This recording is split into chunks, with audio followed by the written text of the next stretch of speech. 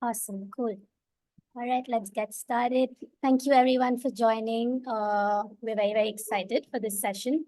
And this is the first time we're meeting a collective such as yours. And when we saw what Vichitra does, there was a direct resonance. And we hope that this session will be very productive and fruitful for all of us and lead to some exciting relationships. So just a little bit about Storiculture. We came together during the pandemic in 2020, and we are based in Goa. And it's our fourth year in operation, and we have a very fun team. They're from all over India and a bunch of great, diverse professionals. Storyculture is an impact-driven, creator-first media company, and we've been very fortunate enough in our 4 years to be part of and to build a structure that has expanded horizontally, which has also enabled us to create and work with creators across multiple mediums and platforms. And the thought of, I think from the beginning of our journey, I think the thought was that we didn't want to be restricted by a singular medium of artistic expression. And therefore, our work kind of found itself centered around training, development, curation, and community building. And through each of our programs and the events that we do and the campaigns, we work with creators across the board, from upcoming fresh creators to established creators in areas of film, television, immersive experiences, design, and social impact. And I think that is why we saw such an alignment with Bichitra as well, because we're very passionate about building and connecting with communities. And I think a lot of our work rests on our community building strengths. And I think with where we are in today's world, with traditional and age-old models of production and distribution kind of being tested, and also the futility of relying on only very singular sources of funding or partnerships, we believe that the future of collaboration and creative expression is to be able to constantly find newer and better ways of working together. And we truly believe in a collaboration that is forward-thinking, inclusive, and outcome-oriented. And I think we've designed today's session to go deeper into each of our verticals, and we'll be taking you through that. We had a really fun video to introduce you to our members, but the sound wasn't working on Zoom, so we won't be able to play that. But I am going to also now share my screen so that we have a tiny little thing to go with, so you can follow the verticals that we talk about next. 1 second.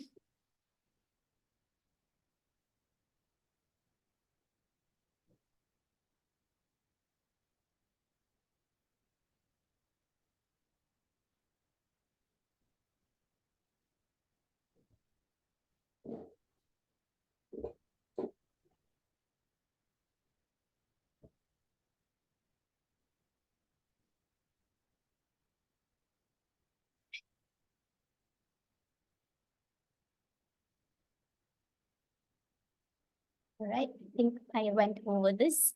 I'm going to pass it on to Celine.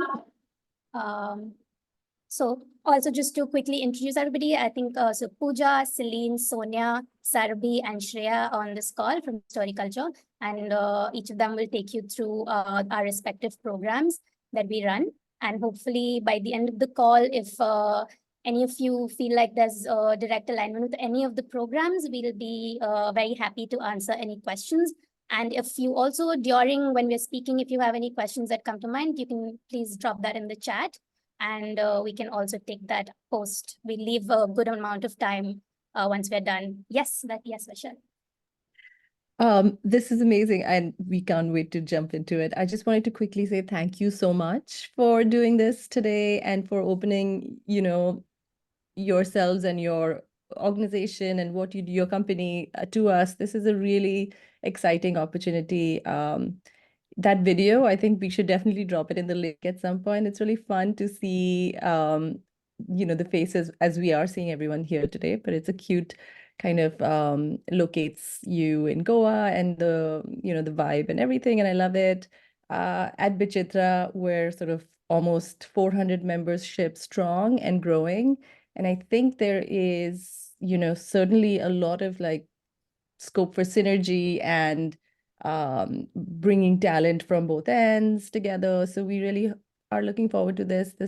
We're all about supporting filmmakers, art, and whatever our filmmaker members would like to do and getting them to that end goal the best way possible. So yeah, really excited to have you. We are so excited about the work you've been doing. It's not many companies like you in India that are committed to getting documentary filmmakers, along with others that you have been doing in helping filmmakers finish their work. So very excited to learn more about it. And thanks so much again. I'm really pleased to see that we have as many members as we have today and a lot from our working committee. So, shout out to Prerna, Juhi. I can't see I'm on a speaker gallery right now, but I'm sure we'll come back to all of us later. Thanks again. Thank you, Vaishali. Likewise, we're very excited to see what comes of this session. I will now pass it on to Celine. Thank you, Shruti, and thank you, Vaishali, all of you, to be here today. It's very exciting to see so many women on the screen. And even at Storiculture, it's many of us. It's not by design. I think it happened by chance that all of us came together. So I'm going to talk to you about Producerland, which is one of the vertical under Storiculture. So my name is Céline Loup. I am one of the co-founders of Storiculture and the program director of Producerland, which is one of the first initiatives by Storiculture back in 2020 that was born from the intention of creating a very strong community of producers from South Asia. So I think we're going to talk about community quite a lot over here because it comes back in almost everything that we do. So I'm a self-trained producer, and I think, I just happen to learn a film at a time, one mistake at a time over a decade. So when Storiculture came together, it was very important for me to build a platform of support for creative producers, give them access to resources and a group of peers, most importantly, peers to share with and, to help them find their path to grow. So the first edition of Producerland happened in 2021. It was a bit of a shot in the dark because we weren't sure what kind of people would apply for a program like that, what kind of profile of producers would apply. Producers come from different backgrounds, different skills, different experiences, so their own expertise are very diverse. And so I went a little overboard in being very comprehensive with the program, thinking that everyone should have an area that they want to upskill, and everyone, should find something relevant to them. So it lasted 5 months. It was a 3-module program.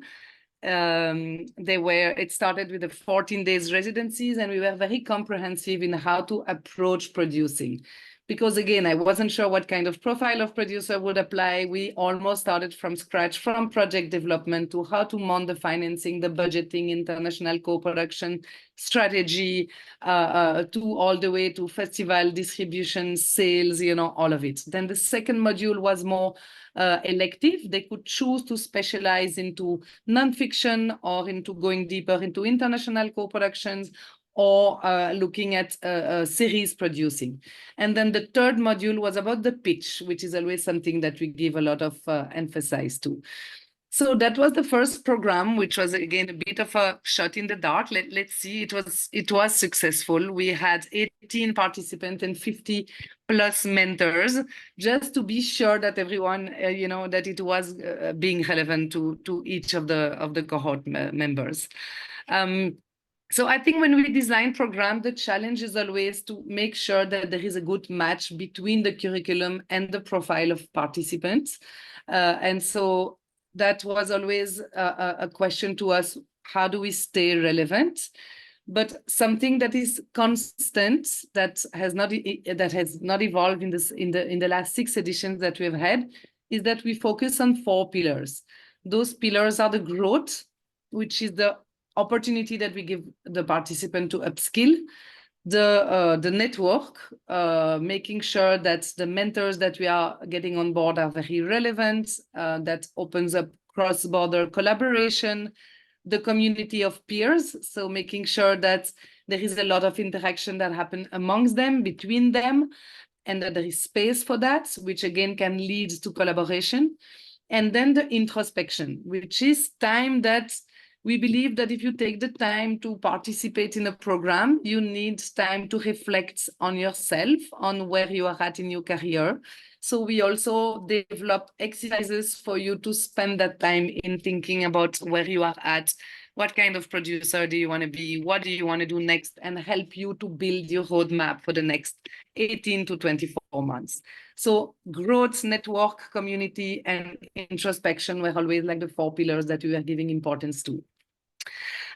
So after this first program in 2021, we thought of what do we do next? Like either we keep the same program, but look at it for more experienced producers, or we tone it down a little bit and make it for producers that are starting, like an entry point to producing. Then we thought we should cater to both. Both are important.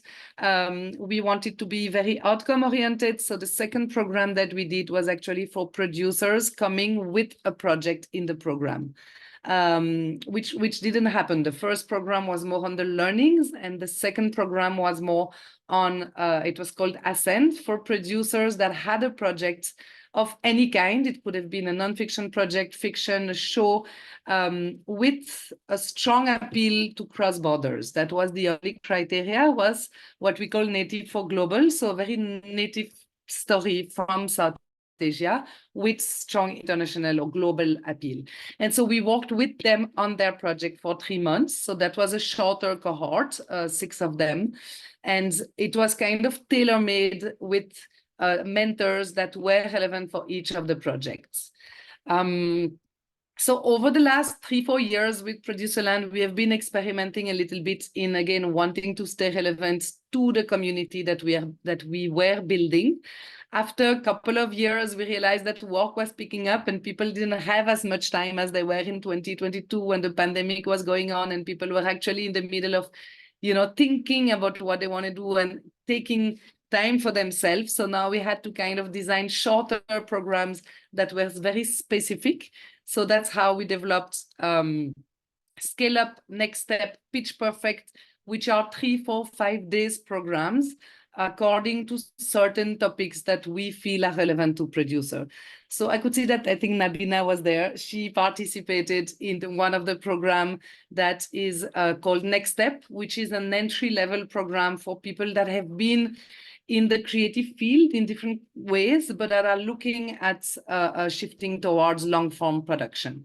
Then Scale Up was for producers that are looking at scaling up their production house. So this is how we have now developed the program, trying to stay very relevant to the producers. So recently we had a mixer event in Bombay with all the alumni from the 6 first cohorts. And that was really nice. I think it's important to us for those producers to keep meeting because they are at different stages in their career. It's very important to serve as a platform to connect those producers with different level of expertise. So that's really what Producerland, that we aim Producerland to serve as a safe space, a platform of support, like I've said. We have also now recently introduced mental health into our programs because as producers, we believe that you are leaders as well, and it's very important to be able to talk about mental health in different ways. That's part of building the safe space that we are doing.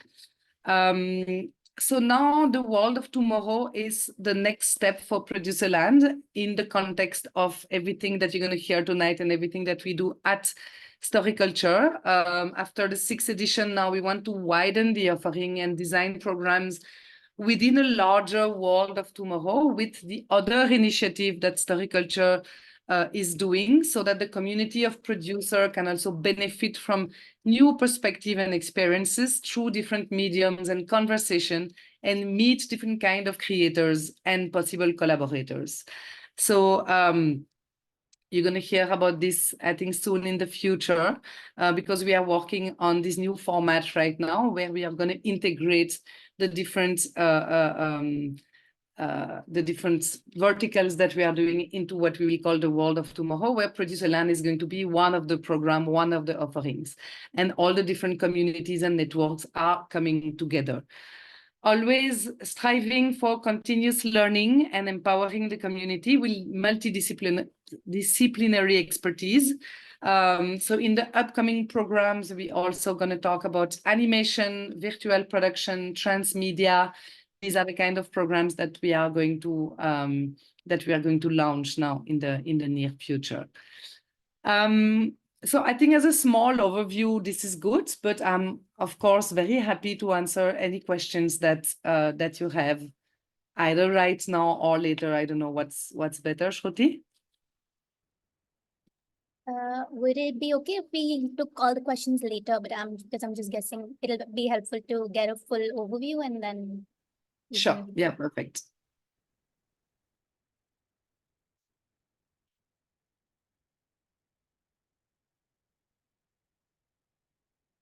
Pooja has shared the link of Women of Storiculture, is it? Yes, I have just done that sneakily in the chat. I don't mean to distract anyone, but everyone can watch later. Oh, and would you like to just mention if anyone has questions, they can keep kind of writing into the chat box too. That way, Yes. in case you forget, if they come up, you can just punch them in there. Yes, yes. Please feel free to put the questions in the chat, and we are all here, and I'm sure all of us in the team will be only too happy to answer as the session moves along. So all the questions for Celine, please feel free to add them to the chat.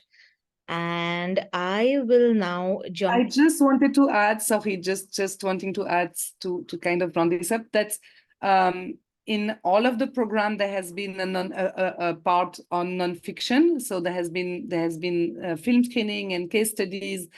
So we have screened All That Breeds. We have screened Against the Tide. We always have the producer of those films coming and taking us through the journeys of those films. So I think nonfiction, again, in the idea of being comprehensive, nonfiction has always taken a big part of each of the program as well.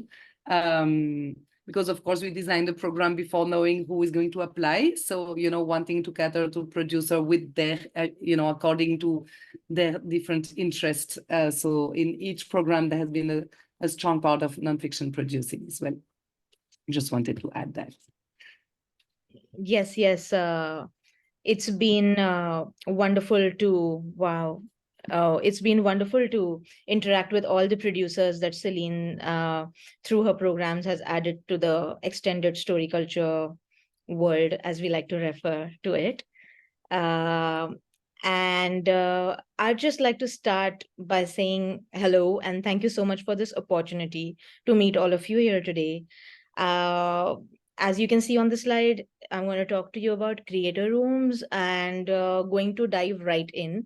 So Creator Rooms is a writer's program. It's co-run by Shruti and myself. We have individually in our lives and collectively at Storiculture spent some time writing and developing long format content. With Creator Rooms, the intention was to challenge how identity is being portrayed, is being represented on screen. We were also itching to cut down on development time required for a project to go to market. It is expensive, not everyone can sustain it. But we also knew as creative professionals, as do all of us here in this room, that we just shouldn't compromise on it, speaking of writing and development per se. And it reflects very differently for formats and mediums, I'm sure, when it comes to fiction and nonfiction. And so coming back to Creator Rooms, we wanted to experiment with a workshop model to generate results that would eliminate development time. To be honest, for some projects, it worked wonderfully. For the ones that didn't, some very interesting outcomes have been possible because we paused work on them. I'm sure we may all have discovered time and again that not all stories need to be a film or a series. So we looked at a curation model to encourage writers to commit to stories We had curated and are set in rural, somewhat inaccessible worlds. Even the urban world of our story challenges patriarchy, convention. And so I just wanted to share that the line of curation that we did in edition 1 and worked with the writers that you see in the small picture on the slide tackles themes of sex, sexuality, adult literacy, motherhood, ambition, environmental fantasy. We wanted to go all out with what we could possibly do through writing. Through the program, the intention was to provide Indian writers access to research, tailored mentorship, development support as they brought a world to life. And as just seconding what Celine and Shruti have shared with you so far, at Storiculture, we are determined to cause a positive shift socially. It is one of our non-negotiables when we take on a project. So we knew that change in film begins on the page.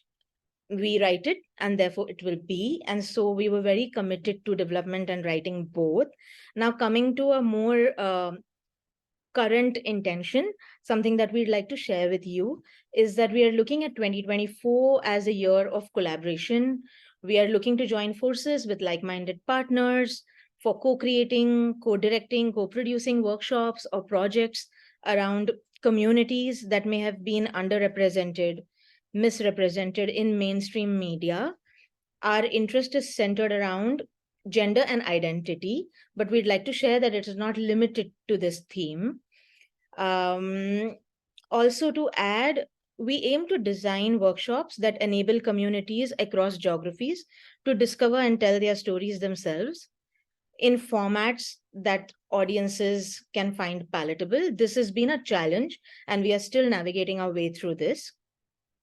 So if you're looking also for research, writing, development support, and are navigating through projects that have been stuck in development for very, very uncomfortable amounts of time, we hope you can reach out to us and we can have exploratory conversations along those lines. Yes, and I hope that the information on this slide was helpful to know about creator rooms, and I'll be very happy to take questions later on as well.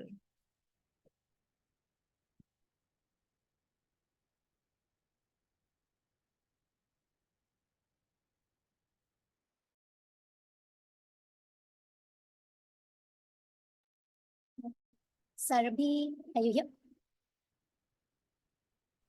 Sorry, I was on mute. Sorry, I should have done that. Sarvi is next to talk about our very interesting accelerator. Hello, everyone. My name is Sarabhi, and I'm the multimedia producer at Root Accelerator, which is one of the branches in Storiculture. I'll just take you through how Root began and then come down to like what we're doing currently. So Root began as a transmedia accelerator where there were a bunch of cohorts that were held, where different creators from different backgrounds came together to explore a thematic and then build out their own projects from that thematic. So actually two of the properties that you will get to know about later have also grown out of these cohorts that were run by Root. So currently we have two of the properties that are housed under Root at the moment, which we are actively working on, is Museum of Imagined Futures and Earthbound. Museum of Imagined Futures falls under the area of responsible tech, and under that we have been supported by Omidyar Network India to produce 2 short films, which we are currently wrapping up. And this focuses on Omidyar's investment in digital society, and which also falls in line with our area of responsible tech. And so this is one, and for this we are building impact campaigns. So that it does not restrict only to the films themselves, but also has life beyond the film as well. So that is one of our main goals as well, to not just okay, we make a film and then it's we close it at that, but we also try to see how else we can take it ahead and reach more people through different mediums and media. So that's the importance of like transmedia being a part of all the projects that we do.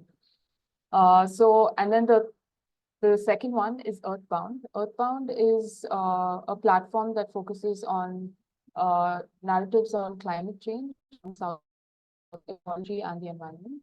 And under Earthbound, we have a few projects currently going on. One is, again, with Omidyar Network India, we're looking at producing short films around equal opportunities that are tied into also climate narratives.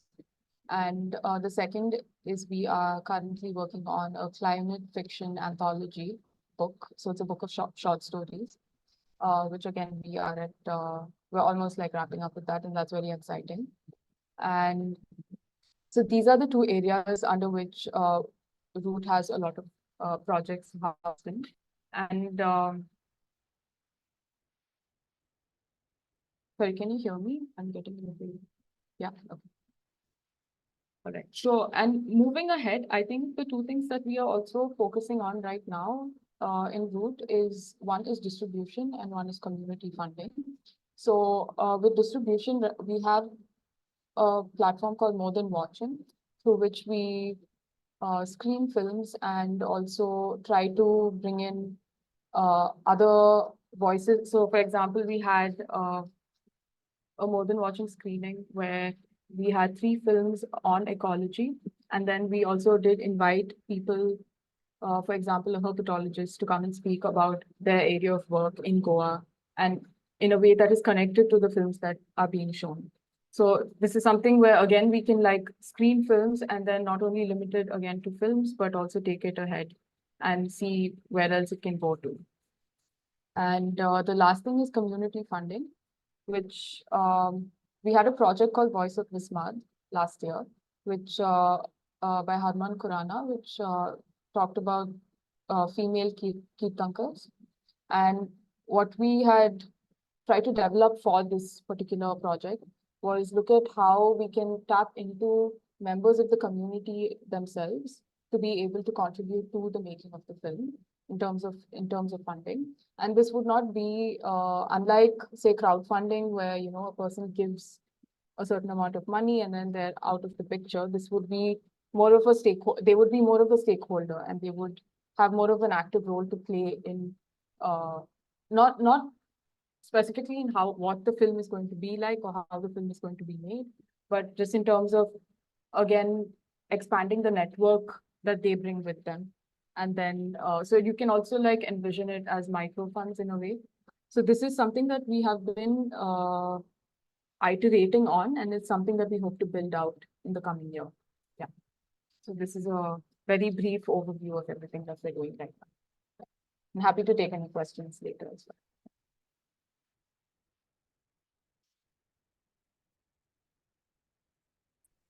Cool. Thanks, Sarabhi. Hi, everyone. My name is Sonia. It's always nice to do this with the women of Storiculture for a bunch of other women around the world. I lead immersive experiences at Storiculture. Just to give you a little bit of background on me, I've spent about the past 9 to 10 years with one foot in the social impact world and one in the media world. I started off as an event and an experience designer, and then moved to media. While all of this was happening in the last 10 years, I think right now what I do at Storiculture is sort of like the convergence of everything that I've been working on in the last couple of years. We started off as a company running a lot of programs, accelerators, looking at films and series. Sometime around 2022, we started to realize that there were more mediums, and like Sarabhi also mentioned, transmedia became a conversation in our office quite a bit. And just having experienced a lot of immersive work and produced some of it also in the past, I started to see like a trend coming up where immersive storytelling, which essentially means any experience that transports you to a world or a narrative, while sort of stimulating a lot of your senses is also another way of storytelling. And it often kind of like encourages a lot of emotional reflection and human connection as well. And so one of the first initiatives within Immerse was to put together a lab in a way to sort of interact with a lot of immersive creators. What we found was that there were a lot of artists in India currently who are now looking at immersive to kind of transport their worlds, or like even the worlds of their digital art or their paintings or anything that they've made, and are exploring how do we add a layer of immersion to this so that people can also actually really feel what we're creating and also experientially have sort of like a sense of it. And so often we get asked, what is even an immersive experience? I thought maybe I could start with a bit of an introduction in case, you've not been familiar with the term. I think there is a lot of vocabulary that's still coming together for it, but sensorial, interactive, impactful, experiential are some words that get thrown around when you're speaking about immersive. For us here, I think at Immerse and at Storiculture, it's anything that marries insight. So like a core myth or a core insight or a core story that we can work from. And we marry that with technology, narrative, and art. So that's essentially what we do. I think what I would like to do next is to run you through 2 quick experiences that we ran, and then maybe open it up to how we can also collaborate if this is interesting to you. I don't know if the video will play, but there was, there's no sound, right? All right, cool. So there was this experience that we did just a couple of weeks ago. In fact, it's called the House of Play, where we transported audiences from one room to the other in an experience of to kind of reflect on our relationship with marine ecologies and neighborhoods. And this kind of insight came to us from a partner called IFMR, and we took a lot of like a 300 paper research of theirs, where they had kind of explored what focusing on an area in Tamil Nadu that is kind of going through a sort of threat of displacement almost. And we kind of turn these like complex dynamics and understanding and nuance insights into participatory gamified experience. So we took people through like an immersive theater experience where there was a protagonist who was affected by climate change. His mansion had submerged, and we took them through like a underwater sort of ecology space where we also said that the species that they were interacting with were endangered, are in fact endangered. And we work with a bunch of different creators who had existing work, and we put them in this framework of House of Play. The entire experience ended with a life-size board game where it fostered sort of like a sense of reflection, but also thinking about our action towards each other and like on our neighborhoods, but also on different ecologies that you can't see, which is essentially marine ecologies. So this was really interesting to see how very serious and complex insights can be turned into like a space where wonder and a play can take place as well. And these are also like simplified ways of consuming complex dynamics. So that was super fun and really interesting. The next one that we did, which was much earlier, last November, was a immersive dining experience. Again, it kind of married immersive theater, food, and sensory, like a sensorial experience, where we took the story called Carmilla, it's one of the earliest works of vampire fiction. It predates Dracula by, I think, 26 years. It's one of the first to explore themes of like queer love between women. And we turned this experience into a horror, we added like a horror trope to it as well. And we gamified the entire experience for people to engage with the story. And right now, currently, the way that we're working with a lot of partners and brands is that they have core insights and core stories that need to be sorry, I'm just looking at the questions. Maybe I can answer them later. But yeah, I think there are a lot of brands and partners who are looking to tell their stories in different ways. Of course, there are ads and there are marketing campaigns and there are presentations and proposals and films and series that they can make. But they are also looking to explore how technology and art can come together and how we can sort of gamify or even use age-old like theater, tactics and art to be able to tell these stories as well. So this is where Immerse comes into play. It can be quite vast and complex to understand. I would love to answer any questions you may have. Currently, in terms of collaborations, we're open to receiving as many stories as possible. There's always like room for impactful stories to turn into immersive experiences as well. And I would be happy to connect with any one of you who want to explore this medium as well, beyond your core medium.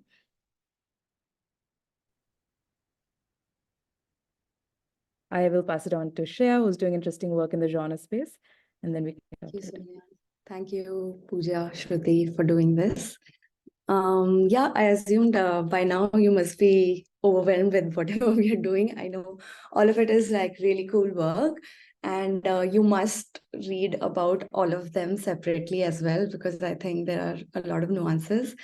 Coming back to Genre X, which is basically a community of creators and fans who are interested in imaginative genres like fantasy, horror, and science fiction, and also the subgenres like action, thriller, anime, Korean, because we see that a lot of new generation has been interested in these alternate genres. Like anime for the longest time was an underground fandom that existed, but like last year with the release of these films in India theatrically, and even the small town theaters being filled with people, so this is a trend that is emerging, and people like me are generally interested in genre also because it just liberates you when you're writing or creating. Like it's more than reality, so you have no rule, you have no physics to follow, and you can basically play around a lot in these genres.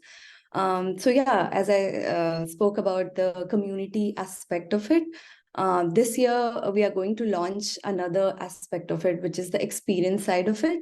So I'm sure all of you have heard about Comic-Con, which is a convention format. So we are going to follow the similar format for each of the genres I mentioned, and we are doing this with a very exciting partner in India. And yeah, so this will be basically to gather the fans, but also build a lot of education and information around the skill set that is required. For example, the writing that horror requires, the prosthetics, SFX, the VFX, virtual production that's required, even funding, and like all the peripheral ecosystem that is required for these genres to be well made. So yeah, as you can see on the slide, last year we did a lot of screening. We did a tie-up with Fantasia Film Festival, which is based in Canada, and they're also going to be our partners this year. And what we aim to achieve is like connect the global community to Indian or Asian community, because all of this already exists in the West, and they have festivals, they have markets, they have film schools regarding genre, and we literally have nothing. So which is why we followed the community model, and not really building a slate of genre films, for example, because that's just very limiting again.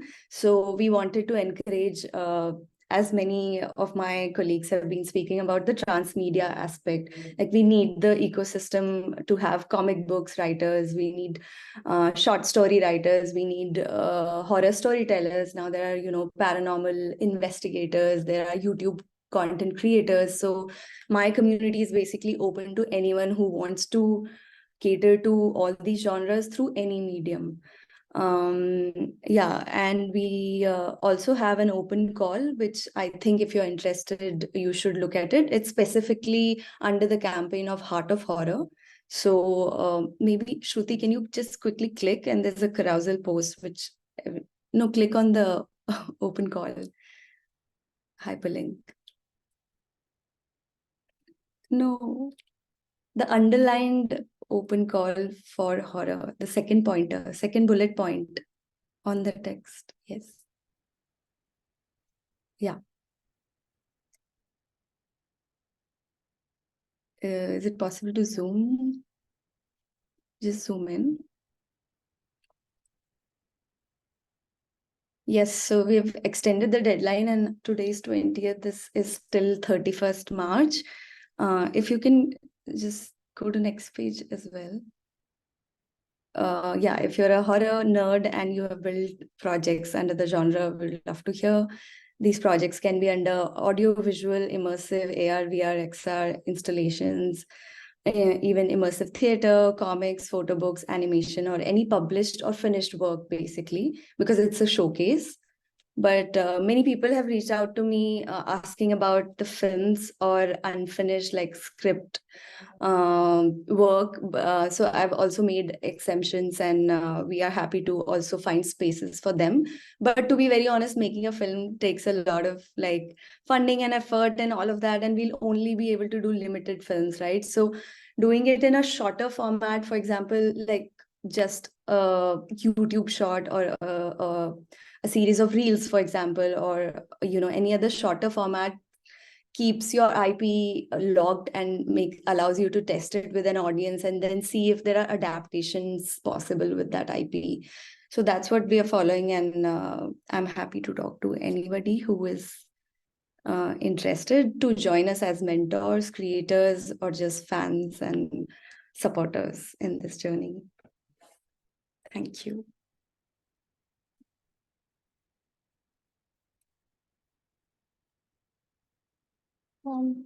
Thank you, Shreya, Celine, Sonia, Pooja, Sarbi. So I just like to conclude. I think these were all our verticals, and we're constantly churning up new things all the time. Just to conclude, just to sum up everything, I think we work broadly in the areas of gender, culture, responsible technology, and ecology. And while right now at the moment in terms of projects, we aren't really soliciting projects, but we'd love to have this opportunity. If any of you are working in the areas that we've spoken about on this call, you can write to us at this email ID and we'll get in touch, even if it's just if you want to share your profiles or if there's a specific project that you think has some alignment with our work. We'd love to chat and explore if there's a means to collaborate. And I think there are lots of questions. I'm going to stop sharing and we can even put this email ID on the chat.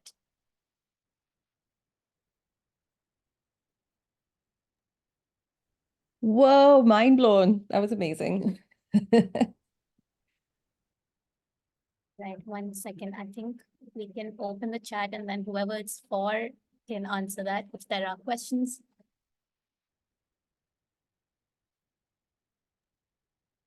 I think maybe if you want to, as people kind of think about more questions, if you want to start with some of the questions at the top, do you want me to read or? Yeah, I'm just going through the chat right now. So Yes. I'm just going to So, read. Yes. so the first one was for Sarabhi. Sarabhi, if you have looked at the direct message that was sent to you, and then there were a lot of questions for Sonia. You may all have received it in your DMs. If you just want to take those up, as we can think of more along the way.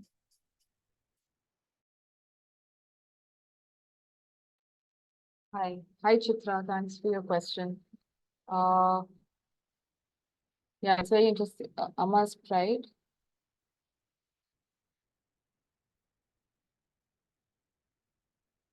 So I think that so regarding your question, do you only work with projects that are in-house? It's so a lot of the projects that we currently work on is also directed by our supporters. Like for example, currently we're working with Omitia Network, so our projects are supported based on the areas that they invest in as well. So like one of the areas is digital society, and then the other one is equal opportunities. And I think your project, this project that you are producing definitely does. I do see a relation with equal opportunities, definitely. Maybe we can like discuss this further. If you'd like to contact me through email or something like that, I can also like discuss this with my team, and then we can get back to you on like specifically what is possible, because we are looking for like with more than watching. I think the importance is also to have visibility for films, for independently made films, for films that for creative documentary, like basically experimental documentary or fiction. So like these different things that fall under the areas that we work in, I think definitely we can find a platform to have it screened. Yeah. So I think we can explore the possibility of, yeah. I hope that answers your question. Yes, it did. Thank you so much. Yeah, like one of the things that happens in the film is in the story, there's amazing parental support for this trans person in the story, and we want to use the film screening and as it's a 20-minute film, but create a day of activities where we can sort of provide space for interaction between family members to engage with, and also we want to set up like 2 microphones. Like there's something called a Storiculture in the US where we create these conversations. So we want to record and generate like stories of parental or sibling support for trans people. So the film is a jumping point, but it's kind of really on this idea of more than watching, what can be the engagement, and can we generate then on that day other things that can become this web of stories that's kind of coming from that. So I would definitely reach out and would love to continue this conversation.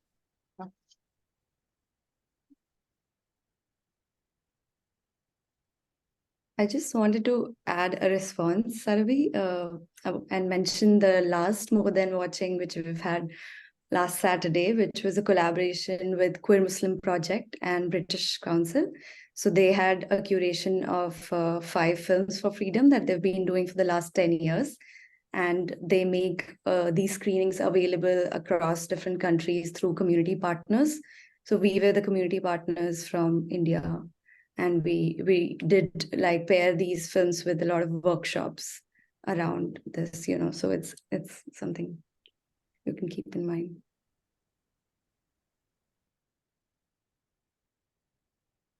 I think, Sonia, there are some questions for you. If you would open the chat and you'd like to answer them.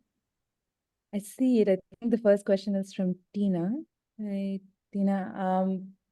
Are we looking for stories that can be done as an immersive experience? Yeah, sure. Would love to hear from you. We are mainly looking at things that kind of fall in the 4 impact areas that we work in at Storiculture. So that's responsible tech, gender and identity, ecology, and fandom, like Shreya mentioned, so genre. But of course, anything outside of this is also, I'm happy to see what you have.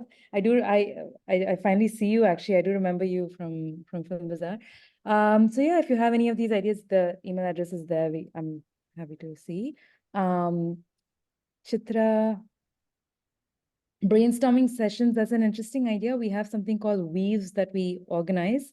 We haven't organized one in a while, but this is a good prompt to maybe bring that idea back, which is to put creators and experts together in a room where they're jamming on ideas. And sometimes it's also experts from other fields like policy, research, that come together with, in the room as creators, because they're, often not in the same room together. And that's another way that we look at brainstorming and jam sessions. But if you have any more ideas and more people interested in doing a jam session, we'll be happy to organize something around immersive specifically. There are no more questions, right? Or there's one more from Raj. Working on a film called, okay. Collaborators, yes.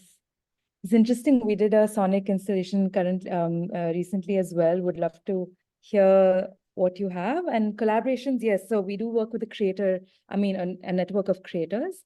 And this is an ever expanding network of creators, especially also with immersive. It's also a lot of them are learning on the go and getting in touch with us to be able to experiment with some ideas.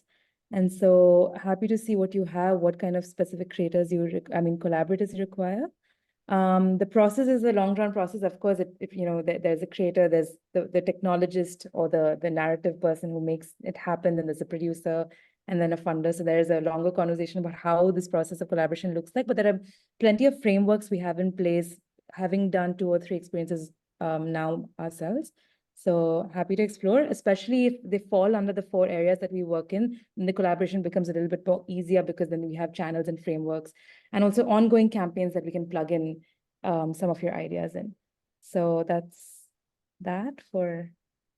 Thank you. Do I send it to the email that you just posted? Like, yeah, that would be best. It's a central email, then we can all just like address it as it comes along. So I'm guessing yours is around urbanization. So there's an ecology angle to it as well. So maybe Sarbi and I can look at it together. Okay, yeah, there is an ecology angle. It's about bird habitats. So Yeah. I will Yeah, I'll share. and that's how like internal collaboration would happen, and then we can write back to you to see what the potential is. Thank you. Yeah. Yeah, that's it. There's another one about working on a featured. There's Rajni, feature doc, lab and identity. Surveys up. Yeah, please, write to us on team, and we can see what collaborative opportunities we can build together, maybe between Sarbi and Sarbi's team and myself.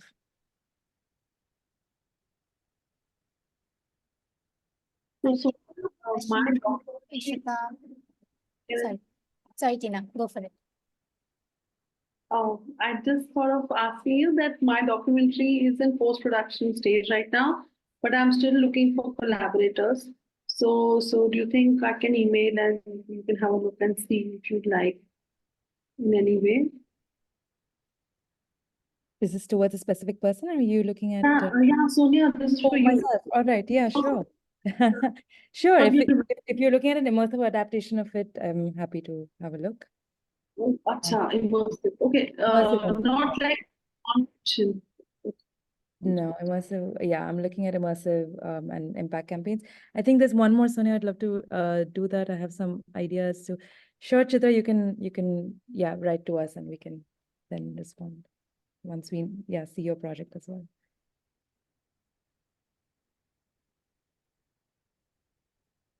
Cool. Thank you. That's it, I think, for me. I think Ishita has a question about Omidyar. Sarbi, if you want to take that. Yeah. Yes. I start.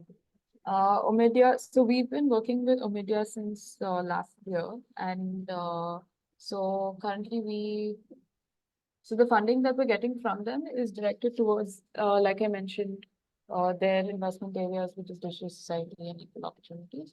So in digital society, we funded two short films, and which are currently in the post-production stage, and so that falls under what we call an impact fellowship, because ideally this is not just the funding also comes not just to make the short film in itself and then have it out in the world, but also to then build an impact campaign around it where we can not so the film sort of anchors this campaign in a way, after which we collaborate with other creators and other organizations to create more activities around the topics that the films are addressing.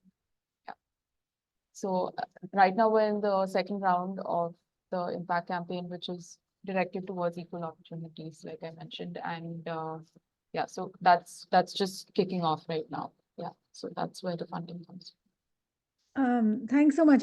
My question was actually just about, I was just curious about funding more broadly. Like how does sort of the funding work? Is it all through sort of grants, like through like places like Omidyar, or is it sort of a mixed funding structure? And you may have answered this in the beginning. I joined a little late, so sorry if I missed it. But I was just curious about Storiculture broadly and like the funding, how it works. So it's really impressive range of work, and so just curious about that.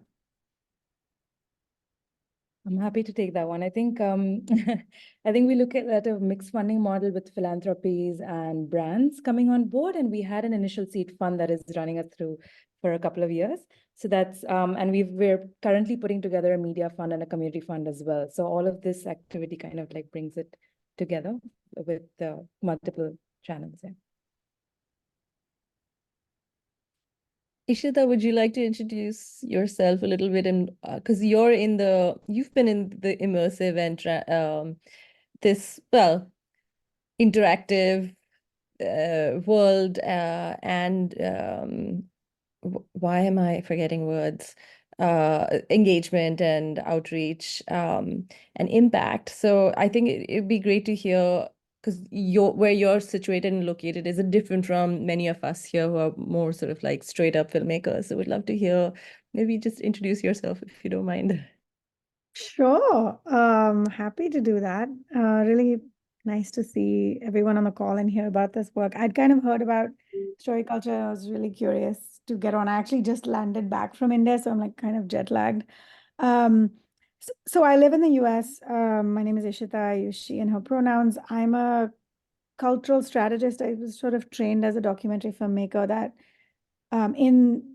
studied in the States at the end, grew up in Delhi, but studied in the States, and then fell into working with nonprofits in the US, sort of using media and pop culture to change attitudes and norms about a range of issues, but always embedded at the organizations, at the nonprofit. So that's what I've done for the last 15 years, kind of working across a range of media. Like Vishali said, I've basically started off with documentary, but then animation, fiction, film, advertising, like kind of the whole range of pop culture, primarily pop culture, but also actually working with visual art and artists to, develop strategy to change attitudes about. I've worked on gender, immigration, care, domestic work, sort of those are the issues I've worked on.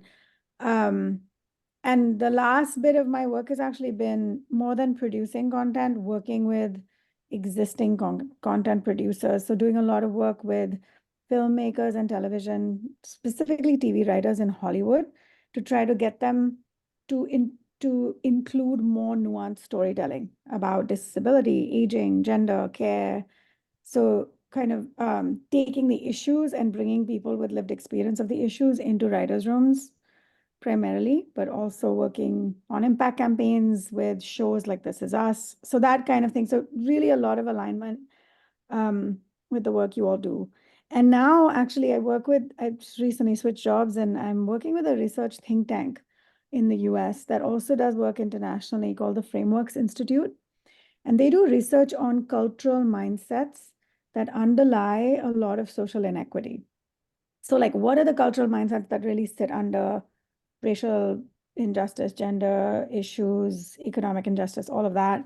And my role, which I'm still trying to figure out how it's going to work, is to take their findings and create long-term culture change strategy using those findings. So like, how do we shift those mindsets over time using culture, using pop culture? So like, brand new job, I've been in it like a month. I kind of don't know how it's going to work, but a lot of my work is collaborating with producers and filmmakers. So yeah, anyway, that's my background and really interested to hear all these overlaps. Thanks, Vaishali. Thank you. Wow, congratulations. Sounds amazing. Sounds amazing. Yeah, she's been doing incredible work you started with Breakthrough US a long time ago, and just has been a real grounding in this and seen the landscape shift and been a part of like the changing of it. So very thrilled to have you here. I'm just seeing Vaishali's question, so I'm gonna take that. So we don't have a clear date for our next cohort yet because we've just wrapped 2 back-to-back. So of course we're gonna let you know. They should be on monsoon, like I think in a couple of months, because now again we are kind of reframing the format. So that might take a little bit of time, but yeah, so we'll let you know as soon as there is a new call for, a new activity, new cohort coming up. And the state of the nonfiction producers in India right now, it's very difficult to see. I feel that there has been great successes and amazing filmmakers and nonfiction producer developing. But what I'm seeing happening is that after one big success, mostly they would shift into fiction, or also because it takes a long time to make a big success happen. All of those films have lasted 2, 3, 4 years, especially if they went all the way to the Oscar campaign, or even a festival run can take a couple of years. And then I think that there is some kind of a bit of a tiredness coming after that, and they want to shift. So I can see quite a few of them shifting to fiction, at least for the projects, that's immediately following a long nonfiction project. So hopefully then they'll be shuffling between both. the problem is distribution, always. That's still the remaining issue, is that producing, we can still find a way to apply to grants, to raise equity funding, to reach out to the right people, philanthropy. There is money in the market to make films, but it's always eventually coming down to distribution. If you look at Against the Tide, it's a very well-funded film, and it made them last X number of years to make that beautiful film, and they did a very good festival run, but the film is still not distributed, right? Even though it's one of the best nonfiction film coming from India last year, and they are still struggling to distribute the film, even though they got Dog Society, they got like support from a lot of very big institution. So this is something that we have to rethink. How can we crack distribution? Because this is the only way to, and I understand the fatigue of, producers and filmmakers. After the making, you still have to fight then, to then start looking at distribution. And I think, and Koval Bhatia, who is the producer of Against the Tides, reached out to us actually, and Sonia can talk about that as well, like, because they needed new energy and someone coming on board at this stage, maybe to start looking at impact, like to start working on an impact campaign or a distribution strategy, because they are just like drained after, the years that it takes to actually make a big nonfiction film. So yeah, I think distribution is something that I want to personally start looking into much more closely in soon, because that's what we need to attack now. Amazing. Thank you. That pretty much sums it up. Yeah. And of course, there's so much. Yeah, but I think the exhaustion and the tiredness, as you're talking about it, I'm like, yeah, this is so true. But distribution is a massive problem. And I think that affects development, because so many good producers do not want to be involved from the get-go with nonfictions, because they see the road ahead as 3-4 years journey. And if they can't sell it straight up to the two big streamers, then it's this that they don't have the time for it. So the filmmakers left on their own, whereas a good producer could help them if they come in early enough. So it is a major challenge, but it would be great to keep talking about how to tackle it, and or to follow your journey. I think there is merit in collaborating over here as well, because as you said, I think one needs that new energy coming in at that point of time, because everything is doable. It's a hassle, it's a journey, it's a figuring out what to do next. But maybe there is merit for a producer to think of collaborating at this stage with other producers that fall in love with the project as well, and would want to infuse time and energy at the time to try and take the project forward. Yeah, for sure. Amazing. Thank you.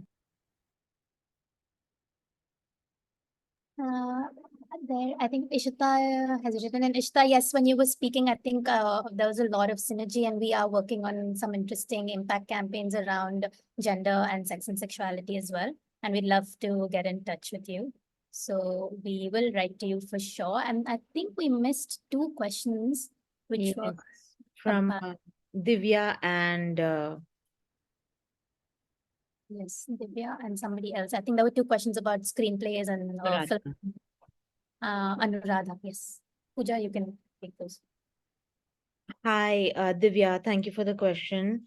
It would be very interesting to maybe discuss this a little bit more, because it is a concept, and you have like a whole screenplay. So I'm sure we can talk about it. We'd love to set up maybe an exploratory call and see how to go forward with this. Sure. Yeah. So where do I write? If you could DM Shruti or me with your email address, we will write to Okay. you and set Okay. this up at Okay. the Thank same. you so much. Thank you so much. And also, we'll be happy to chat with you, Anuradha, about the film that is complete, and you are looking for ways to creatively distribute it. Like Shruti, Celine, and I, we'd love to chat with you as well. And please DM your email address to us so we can take this ahead. Great. Well, I think that seems like a great momentum to end this on, maybe. I don't know if you think there are more questions coming in, but we are just, I think I'm not alone to say here that we're really excited by everything that's being done at Storiculture. It was really great to have a sense of like all your programs, and oh my God, it's just so amazing to see a group of women kind of push this forward. And I mean, it's just to engage at this level across formats.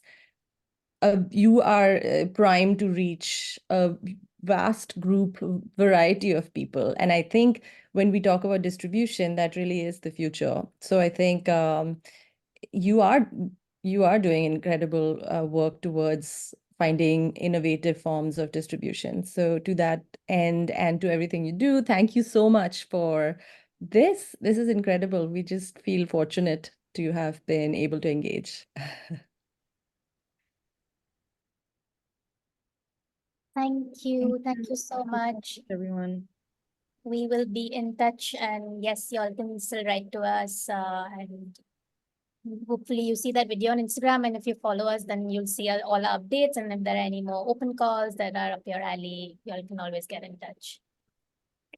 Yeah, and also we'll keep talking because we'd love for Bichitra to be able to have more, we'll see where the future is. And I think all Bichitra is basically not just one entity, but it's all of us.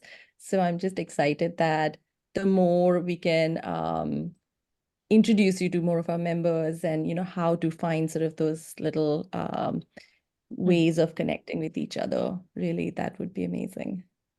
Yes, yes. Thank you so much. This was a great opportunity for us. We were so excited to meet you. And you have been so great throughout the session with the questions and everything. I had a fabulous time. Thank you so much.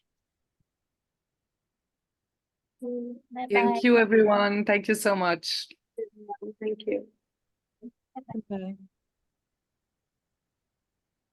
Thank you so much. This is amazing. Thank you, Meghna.